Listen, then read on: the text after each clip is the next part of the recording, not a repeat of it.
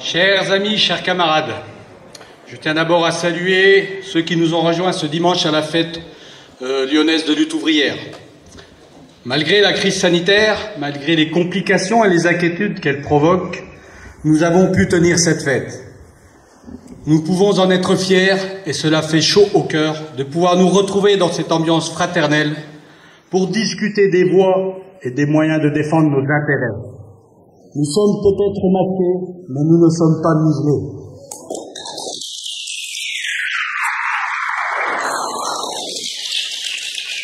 Aujourd'hui, les projecteurs sont braqués sur la deuxième vague de Covid.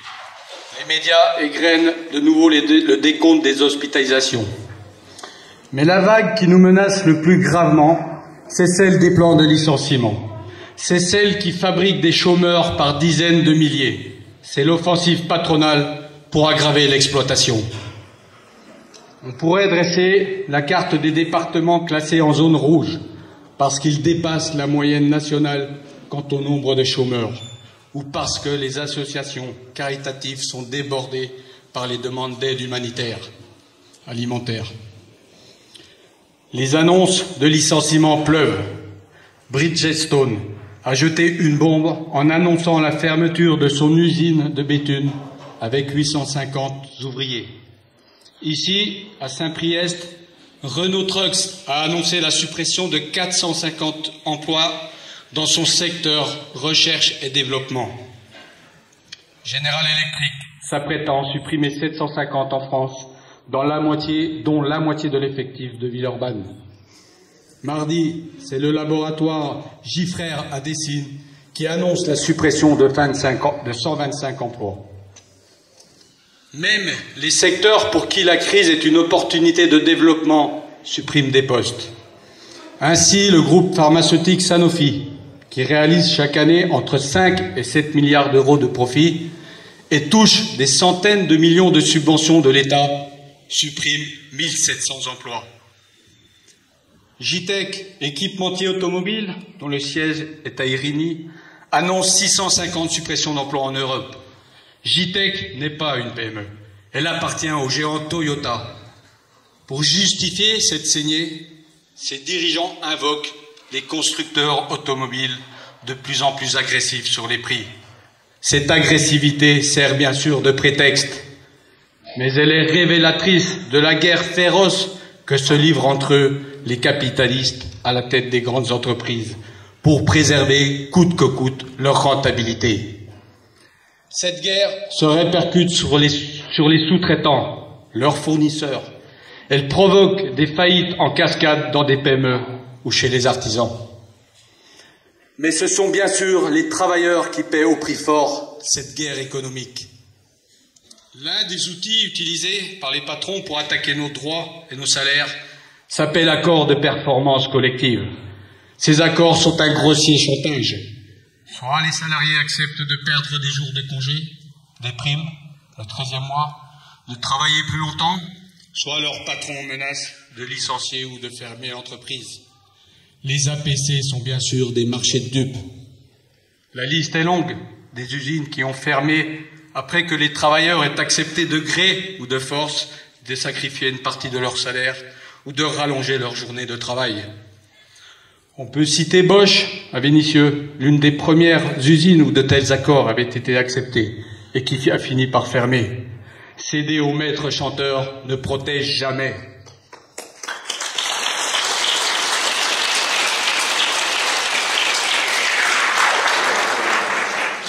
Le coronavirus a mis en lumière l'état d'un système économique profondément malade. Il a accéléré une crise qui était latente. L'économie mondiale n'a pourtant pas subi une guerre mondiale qui aurait détruit les usines.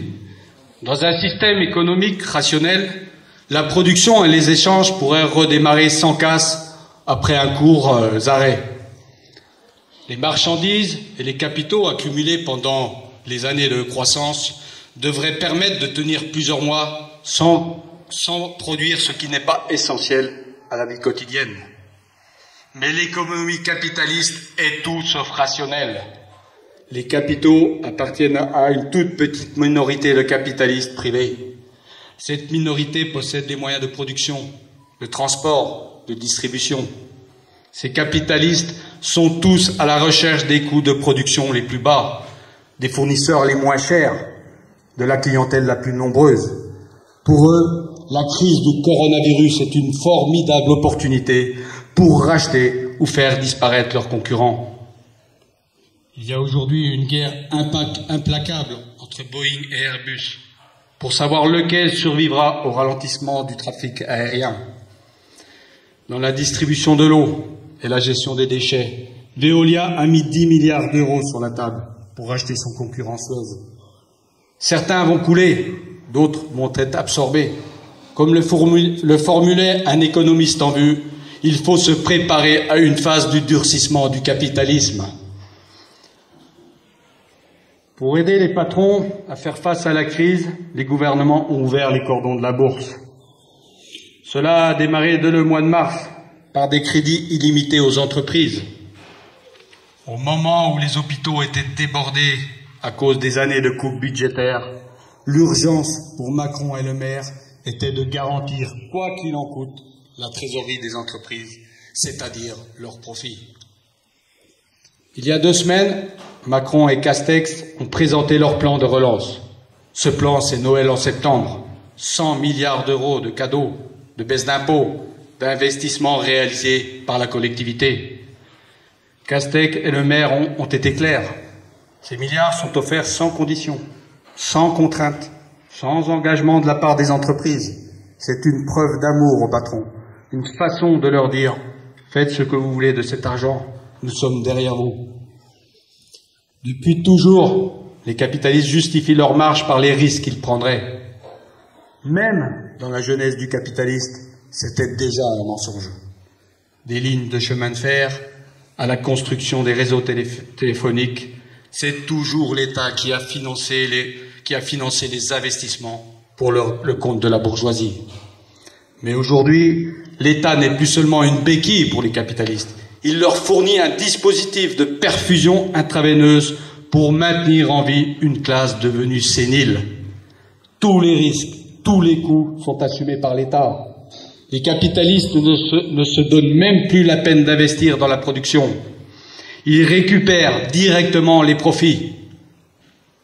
Dans un secteur comme la pharmacie, les laboratoires prennent prétexte des coûts de la recherche pour vendre les vaccins ou les médicaments à des prix prohibitifs. Mais ce sont les États qui assument les coûts de la recherche.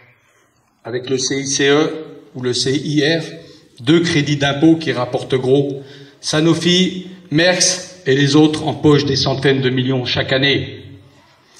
Mais cela ne leur suffit pas pour développer en urgence le vaccin contre le Covid, vaccin qui rapportera un pactole à ceux qui le produiront en premier.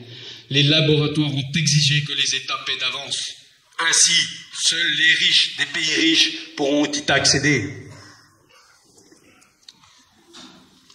En 2008, lors de la crise financière, les États et les banques centrales avaient débloqué les milliards par milliers. Sous prétexte de rembourser leurs dettes astronomiques contractées pour sauver les banques, les États ont taillé dans les services publics, fermé des lits dans les hôpitaux, réduit les pensions de retraite. Avec les milliards reçus, les banques ont continué à spéculer. En 2020, il en ira comme en 2008, mais en pire, parce que les sommes mises à disposition des capitalistes sont encore plus colossales. En pire, parce que les milliards versés ne concernent pas seulement les banques, mais aussi les industriels, la grande distribution, le transport. La spéculation concerne tous les secteurs, de la santé à la finance. Il est significatif qu'au moment où les taux de chômage explosent, au moment où des secteurs entiers de l'économie restent à l'arrêt, les bourses sont reparties à la hausse.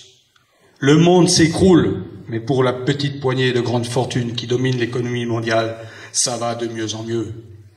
La bourgeoisie est vraiment devenue comme la noblesse à Versailles, la veille de la Révolution française. Une classe parasitaire, une entrave à l'épanouissement du reste de la société, une classe dont il faut se débarrasser au plus vite.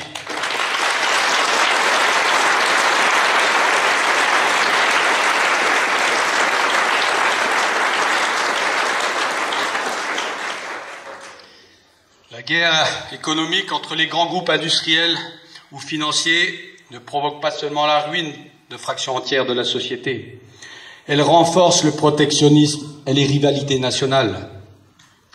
Au-delà des calculs politiciens à court terme d'un Trump, les relations internationales se tendent. Plus que jamais, on peut reprendre la formule de Jaurès, le capitalisme porte en lui la guerre comme la nuée porte l'orage. Depuis plusieurs semaines, la tension monte aux portes de l'Europe entre la Turquie et la Grèce. La cause immédiate est l'accès aux gisements de gaz découverts en Méditerranée. Le président turc Erdogan a envoyé un navire de prospection accompagné de bateaux militaires dans une zone maritime appartenant à la Grèce. D'un côté, les frontières entre les deux pays ont été imposées à la Turquie lors des traités. Comme toutes les frontières du Moyen-Orient, elles sont le fruit du dépeçage de l'Empire ottoman par les grandes puissances il y a 100 ans. De l'autre côté, Erdogan en rajoute dans le nationalisme. Pour faire oublier la crise, l'inflation et le chômage que subit durement la population turque, pour faire oublier ses déboires politiques, il multiplie les postures guerrières en Méditerranée, en Libye, en Syrie. Macron, lui, a immédiatement choisi son camp. Il a envoyé des frégates patrouiller aux côtés de la marine grecque. Dès qu'une odeur de gaz, de pétrole se fait sentir en Libye ou en Méditerranée, l'État français accourt pour défendre les intérêts de Total. Laurence Parly, ministre des Armées, s'occupe, elle, des intérêts de Dassault. Elle vient de finaliser avec le gouvernement grec la commande de 18 avions de Rafale. Les hôpitaux grecs sont en ruine, les services publics démolis, la population subit toujours un plan d'austérité, mais le gouvernement grec va trouver plusieurs milliards pour acheter des Rafales, des frégates et des lance-torpilles. Face à Erdogan, comme face aux dirigeants libanais, Macron a étalé la condescendance du chef d'une puissance impérialiste qui prétend donner des leçons de démocratie à toute la planète. C'est d'autant plus risible et cynique que les puissances européennes, la France en tête, ont été les parrains et les alliés des dirigeants politiques, des dictateurs qu'elle dénonce aujourd'hui. Le mépris de Macron a donné à Erdogan l'occasion de le moucher. Il lui a renvoyé à la figure la responsabilité de l'impérialisme français dans la guerre d'Algérie ou dans le génocide du Rwanda. Cette responsabilité est incontestable. Nous ne devons pas l'oublier.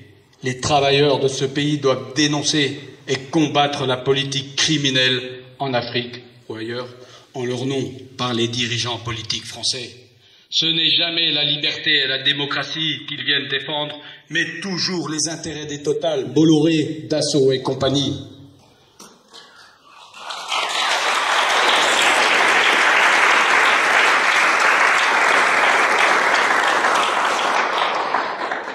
Mais les travailleurs turcs, de leur côté, auraient tout à perdre à se laisser séduire par les discours vengeurs d'un Erdogan. Erdogan est autant leurs ennemis que Macron. Il est le porte-parole d'une bourgeoisie turque qui maintient les salaires au plus bas et traque les travailleurs qui refusent de se laisser exploiter en silence. Erdogan emprisonne ses opposants politiques, à commencer par les militants ouvriers et progressistes. Au moment où les bruits de guerre se font entendre un peu partout sur la planète, au moment où les idées nationalistes et identitaires se répandent sur tous les réseaux sociaux, les travailleurs, qu'ils soient français, grecs, turcs, kurdes ou autres, doivent réaffirmer qu'ils forment une seule et unique classe sociale, celle des prolétaires qui font tout marcher dans la société. Ils doivent réaffirmer leur devise, forgée et diffusée par des générations de militants socialistes et communistes. Travailleurs de tous les pays, unissons-nous.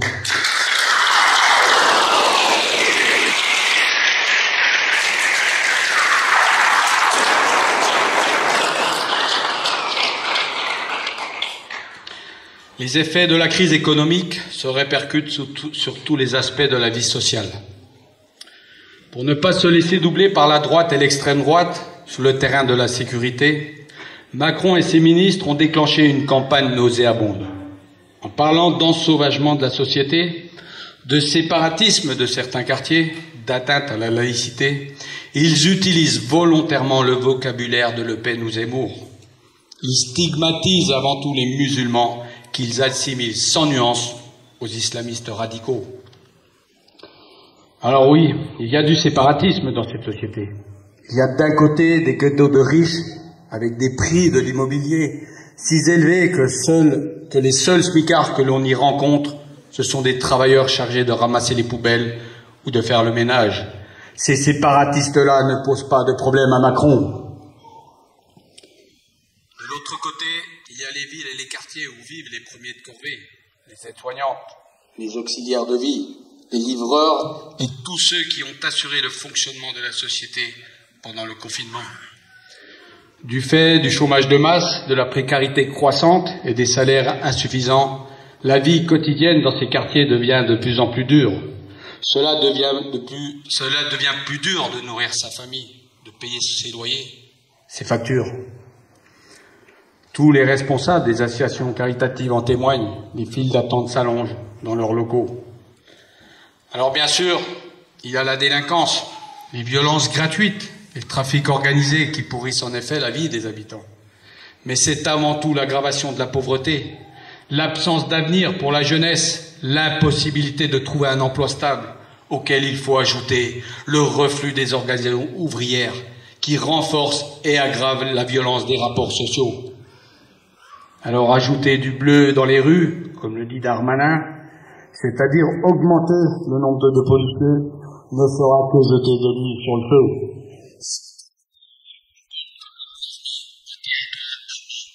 Affichant leur mépris pour les jeunes et leurs parents.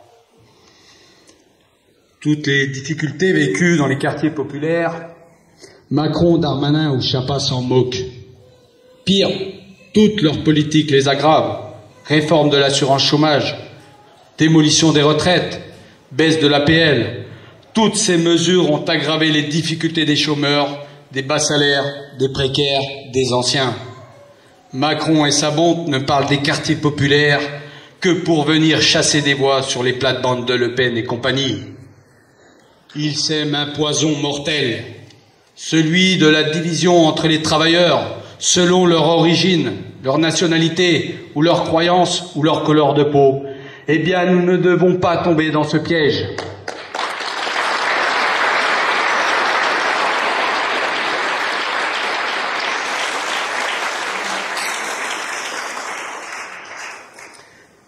Face à une crise parmi les plus violentes, face aux dégâts écologiques, face aux menaces de guerre, il n'y aura pas de solution sans renverser le pouvoir de la bourgeoisie.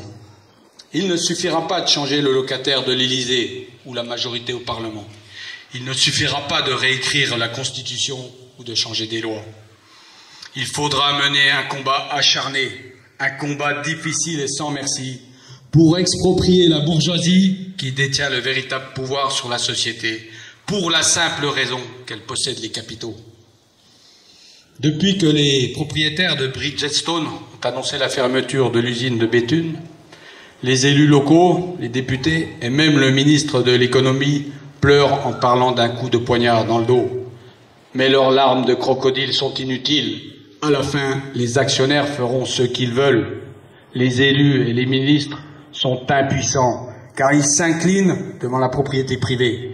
Ils se soumettent, docilement ou hypocritement, à la dictature du capital. Les dirigeants syndicaux, eux, qui revendiquent la relocalisation des usines ou la réindustrialisation du pays, quant à eux, jouent les conseillers du grand patronat. Ils laissent entendre qu'il serait possible de convaincre les patrons de mener une autre politique, autant demander à un lion de devenir vegan. Pire, laisser entendre que les travailleurs pourraient avoir des intérêts communs avec leurs exploiteurs, c'est semer des illusions. Cela revient à désarmer les travailleurs.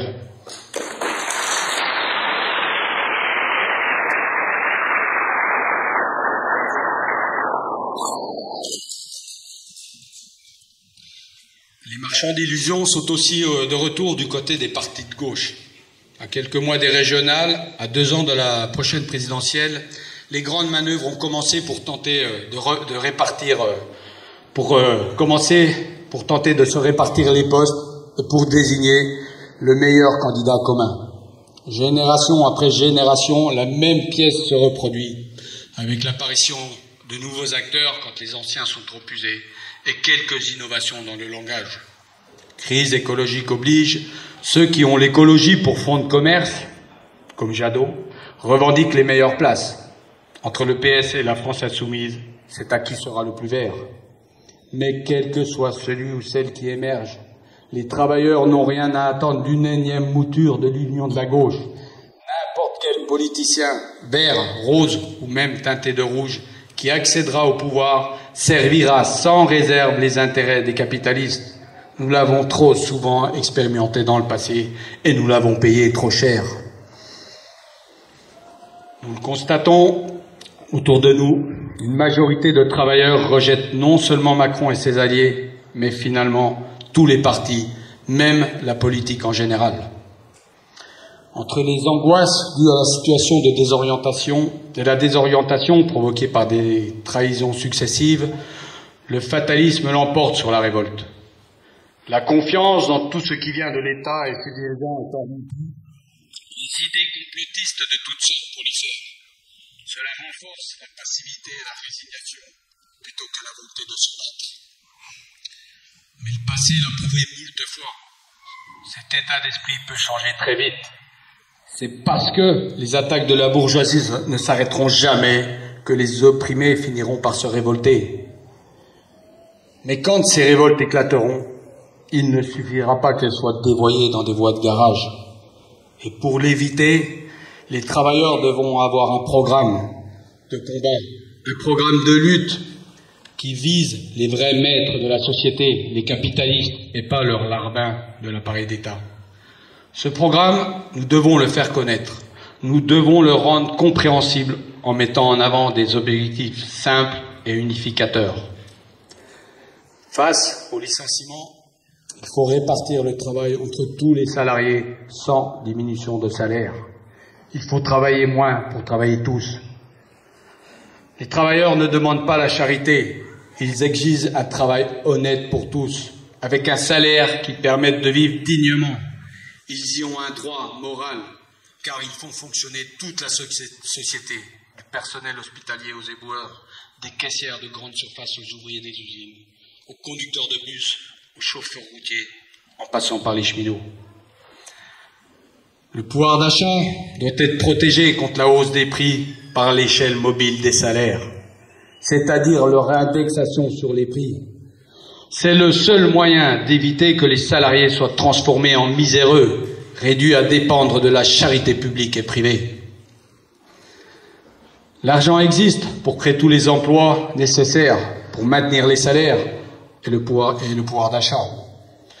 Les 100 milliards du plan d'urgence le prouvent, tout comme les fortunes des plus riches, accumulées grâce à notre travail et qui doivent servir de garantie pour la survie de ceux qui produisent tout. Alors, aucune de ces revendications ne pourra être satisfaite, même partiellement, sans lutte collective profonde, explosive, sans lutte qui remette en cause le pouvoir de la bourgeoisie. Aucune de ces revendications ne pourra être obtenue par un bulletin de vote.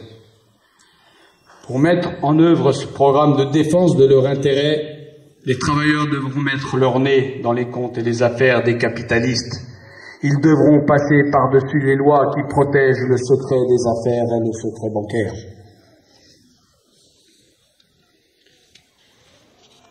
Le sort des travailleurs, l'avenir de toute la société à plus ou moins court terme, sera tragique sans révolution sociale. Nous n'avons pas la garantie qu'une telle révolution soit victorieuse, ni même qu'elle éclate suffisamment vite pour enrayer la machine infernale du capitalisme. Mais nous avons le devoir de la préparer. Cela commence par regrouper autour de nous, dans un parti communiste et révolutionnaire, tous ceux qui refusent de se soumettre, tous ceux qui veulent faire leur la devise de la première internationale. L'émancipation des travailleurs sera l'œuvre des travailleurs eux-mêmes.